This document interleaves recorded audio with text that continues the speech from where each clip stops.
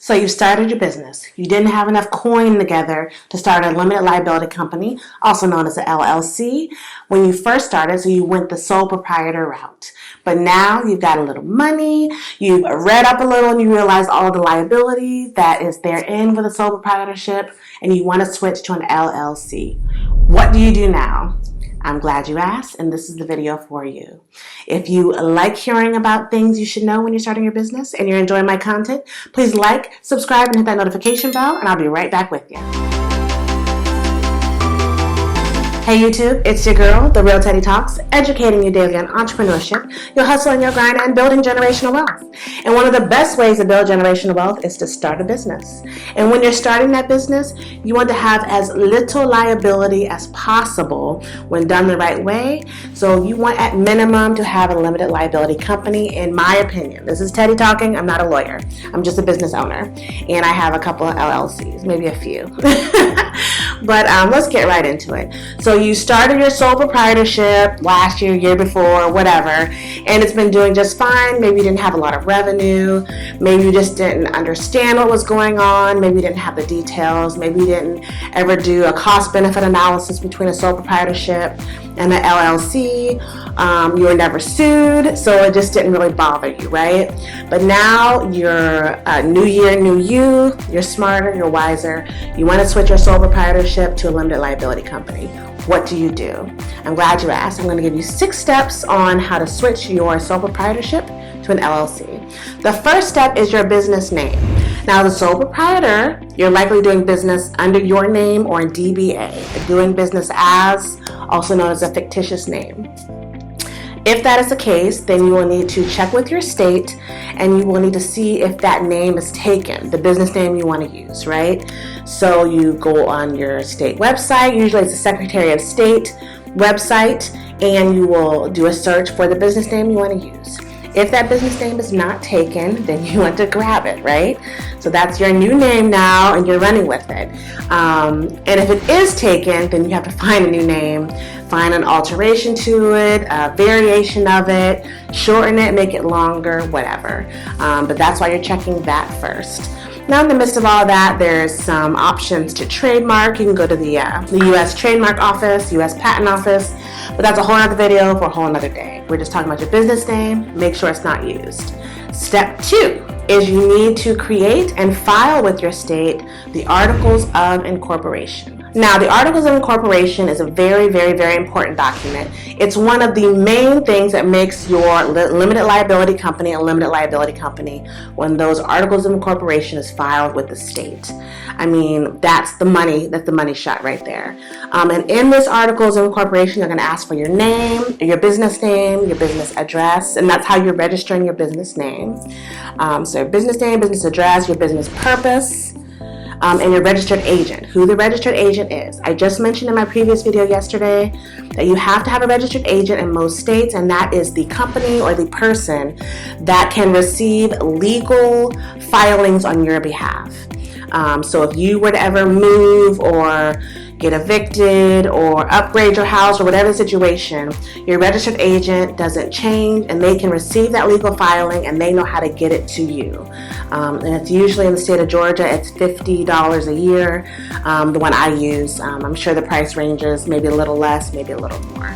So you need a registered agent. All of that has to be included in your Articles of Incorporation that you file with the state.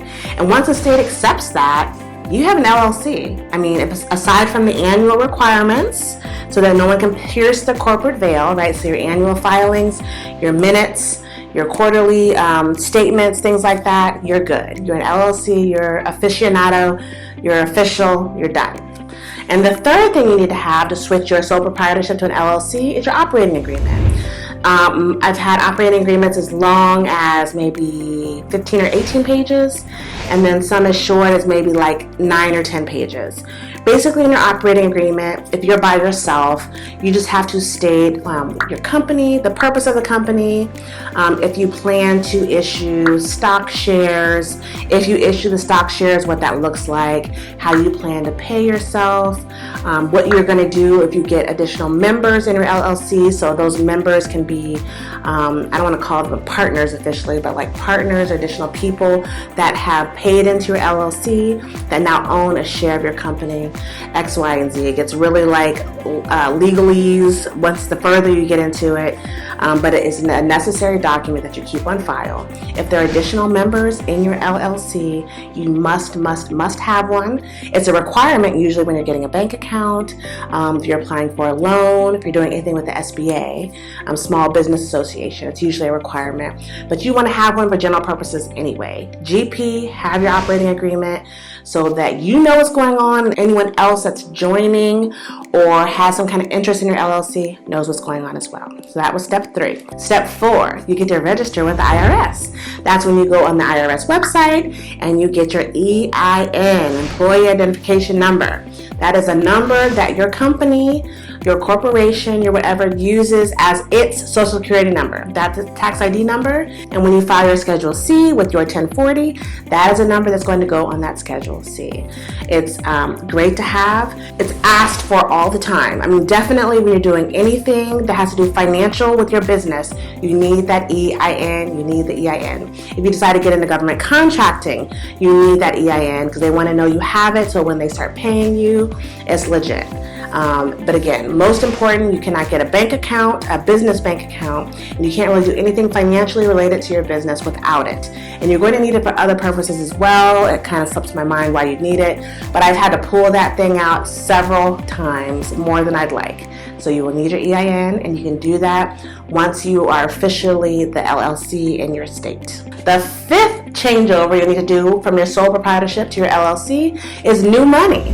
New year, new you, new company, new bank account. If you were operating using your own personal bank account, even if it was a personal bank account that was set aside for your business, right, that's in your name, you're going to need a new bank account with your new business name under your new EIN. You cannot get a business bank account without the EIN. You cannot get a business bank account without the Articles of Incorporation, and generally the articles are your operating agreement. You cannot. So you need to have those things in order so you can get your business bank account. And I mean, it's been as quick as a day for me. Sometimes when I'm banking online, I live out of the country, so I have to bank online and deal with online banks, which is nauseatingly difficult sometimes. But it's taken upwards of weeks to get that done. So if you're in a hurry, don't be, okay? Don't be. But hopefully you can get that done quickly, but you need a new bank account for your new money that you're going to make under your new company, your limited liability company. The 6th and final thing you'll need to do is check with your state, your city, or county to see if you need a business license.